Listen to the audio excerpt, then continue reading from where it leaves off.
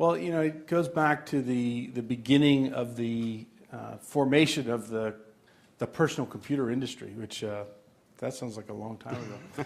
And I was an interested user. I became fascinated with the idea that the PC could really change a lot of things, and it was exciting and interesting, and this device that had all this computational power that now any person could afford or start to afford.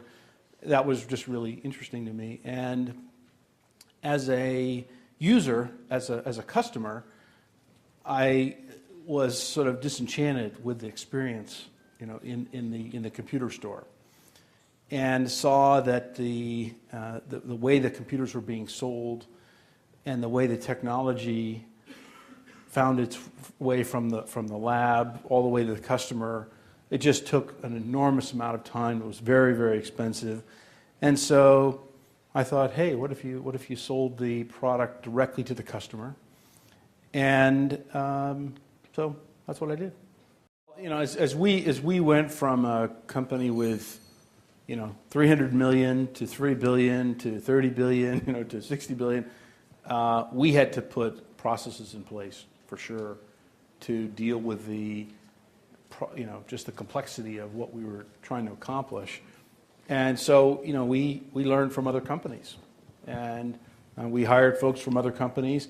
We didn't just take their process in wholesale fashion and say we want to get what GE has for this and just put it in, but we studied what other companies were doing and said, okay, let's come up with the Dell process for doing this that's going to be right for our culture, right for our business, and that we can execute.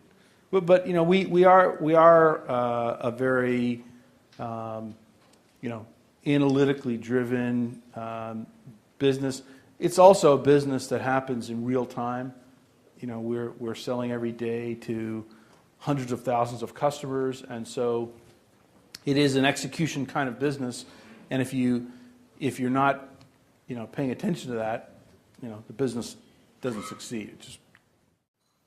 A lot of it was dealing with very rapid growth. We made some mistakes, and many people would look back on Dell and say, "Oh, you just went straight up." Well, not exactly. In 1989, about a year after we went public, right, we had a horrible problem, and it related to inventory management. Right.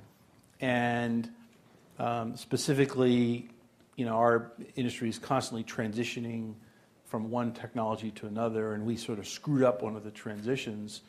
And we learned a lot about how to do that correctly, and arguably became best in the world at managing inventory and dealing with technology transitions after that kind of near-death experience. Fast forward just about 4 years later, and the company is literally 10 times larger. And that created enormous challenges because we had all sorts of mismatches in terms of our capability and systems and processes to deal with this tremendous growth and expansion. And we had to kind of slow down and instill a much better set of processes. But once we did that, we kept growing. I mean, the company grew 80% per year for the first 8 years, compounded, and 60% per year for the 6 years after that, which that adds up to tens of billions real quick, as you know. Right. Well, we think about that all the time in terms of, if we were recreating an ability to provide some part of what we do or what we'd like to do, how would we do it? And how are we going to get from where we are, to where we need to go? This happens quite a lot in our business, and it's a real danger of incumbency. Right. It's also the opportunity that new companies have, because they don't have the stuff, right, that gets built up inside companies. So we're constantly looking at, well, hey, if we were redoing this thing from the start, there's a whole bunch of things we would do differently. How do we move there fast?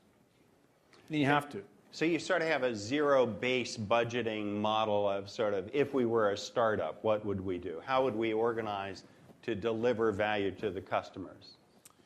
Yeah, I wouldn't say we're doing that constantly, but we certainly kind of force ourselves to do it when there are new clear disruptions, and whenever there's sort of a kind of clear crisis in the business.